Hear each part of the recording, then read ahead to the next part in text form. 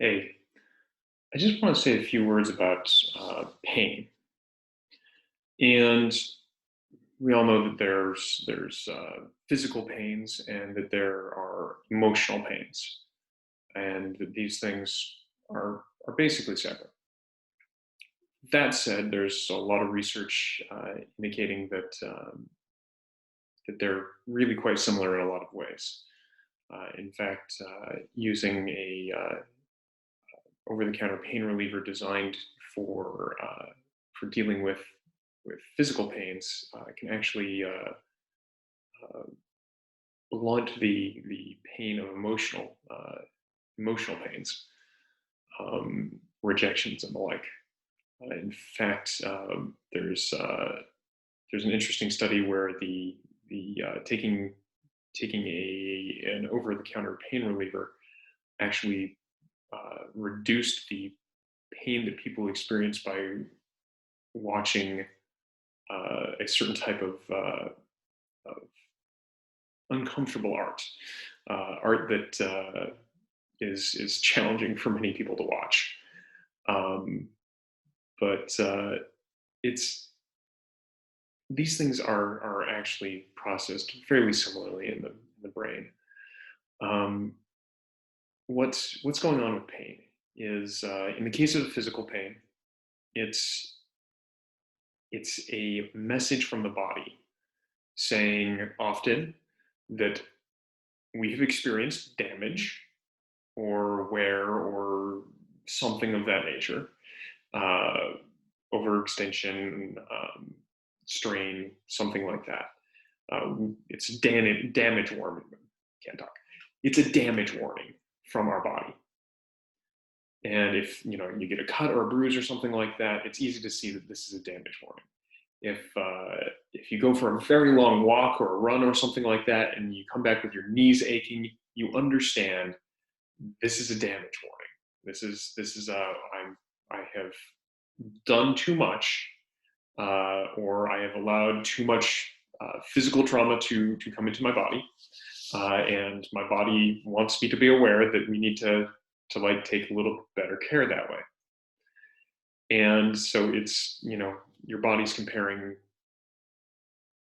what it sees now with the untraumatized version of you, and going, geez, that would be like if we could do less, that would be nice. And this, you know, that the size of the damage can actually be quite relative. There's no reason for a very large bruise to necessarily be extremely painful unless you keep touching it. And on the flip side, a paper cut can be just maddeningly painful and just consume massive amounts of your attention, even though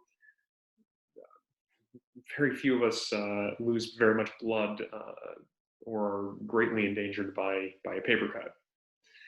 Uh, moving along to emotional things, quite frankly, if you look back on human history, the the amount of not great stuff that has happened is pretty monumental.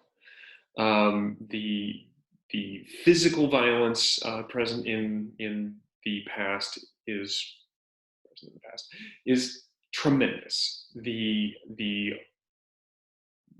work lives that people had, people living subsistence lives, the amount of hours that they had to put into just their bare necessities, and quite frankly, their idea of just getting by was a lot less of just getting by than most people have now.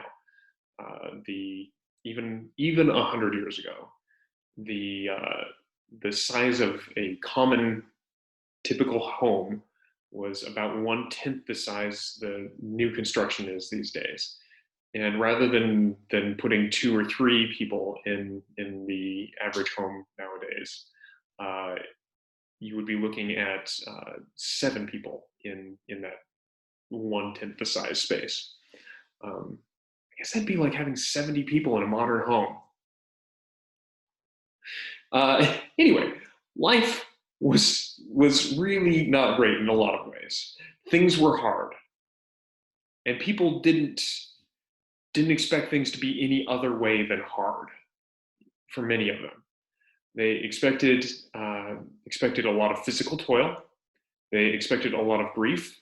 Um, Children often did not last very long. Many cultures didn't name children for some time after their birth, trying to prevent too much attachment. Um, that's the kind of world this used to be. And I don't say any of this to say that anybody's grief or pain is not real and huge, because if you're feeling it, it's certainly real for you, and I presume there's a reason it exists. And that's what I want you to understand is when you're hurting, there is some sort of reason. Now, sometimes the reason can be in the past, and it can just be leftover information that just hasn't been processed.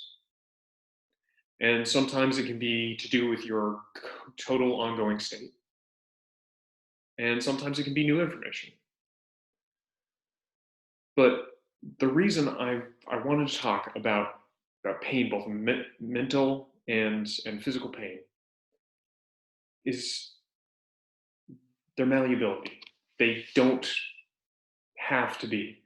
They are intended to serve a purpose. In the case of your body, it's easy to see. You get yourself, you hit yourself or you fall or something like that. You get a nasty bruise, and your body wants you to know not to press on that spot because it has a lot of healing to do. And likewise, if you've got an area with particular emotional pain, a lot of times you could think of that as your mind saying, "Look, we haven't figured this out yet, and we're busy trying to put this together in a way that we can heal. And if we get this healed, then it will no longer hurt." Now, a lot of times, time will heal old emotional wounds. Sometimes, for minor things, it might be a few minutes to let a hurt go. Sometimes it might be days for something minor as well.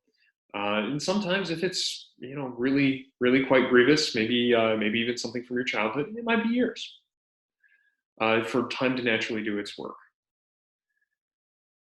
The thing that I'd like you to know is that just as a physical hurt is a message saying we need to do some healing, an emotional hurt is also a message saying something's not quite right here. And now you can certainly take the message and go, okay, I'm going to carefully cordon off this area of my life so that I don't do anything. I'm going to, in the case of a damaged limb, I'm going to hold it in a sling or put a cast on it or a brace of some sort. Valuable things to do many times. But it can also be used as an indication of maybe you need to go in and do some work. Maybe your physical pain is actually an indication of a thing that may not fix itself in a reasonable time. Maybe it's something where you need a professional to get in there and take care of it. Maybe you need a surgical intervention, or maybe it's just medicine. Maybe you need to change your diet or something like that. Same goes for your emotional health. If there's something emotionally troubling, then it's you want to not re-injure yourself in that area, and you want to find an understanding where your mind understands that you've done the learning from this thing. You've learned what there is to learn about this, and you've come to an understanding that helps you get through this. The reason I mentioned earlier about people back in the mists of history, hundreds and thousands of years back, and the tough lives that they lived. It's not that there was not suffering for people living hard lives, but a lot of them did not suffer for the things that we suffer about. A lot of the things that are very and real traumas for us are the sorts of things that they would not even consider in their world. It just would not crop up for many people across most of history. The thought of being disenfranchised from the vote uh, wouldn't even come up for them because they had never been enfranchised for a vote of any sort. Uh, so these sorts of things that they just became used to in their lives meant that there was no need to feel pain about an option that didn't exist for them. And likewise, when you get used to having your mind and your projections of what is appropriate in the world for you come to terms with how the world is likely to work for you, there's no need to feel the pain about that. You've learned what you need to learn. You've healed what you need to heal, and you can move forward without the pain. If that means that there are certain situations you'll avoid, you'll learn to avoid them. If that means you've learned to interact in a certain situation, that's fantastic. You can go back into that situation, and you'll know what to expect in those situations. Anyway, I just wanted to say a few words about pain, because pain is mutable. In fact, it's usually changing and moving as your attention flows. And just because you feel pain and you've felt pain for a long time doesn't mean that you have to continue feeling pain. That's not true at all. I just wanted to say a few words to help you realize that the pain is an opportunity for improvement in some way. It's a message from either your mind or your body saying, "Hey, let's pay some attention here." Anyway, have a wonderful day.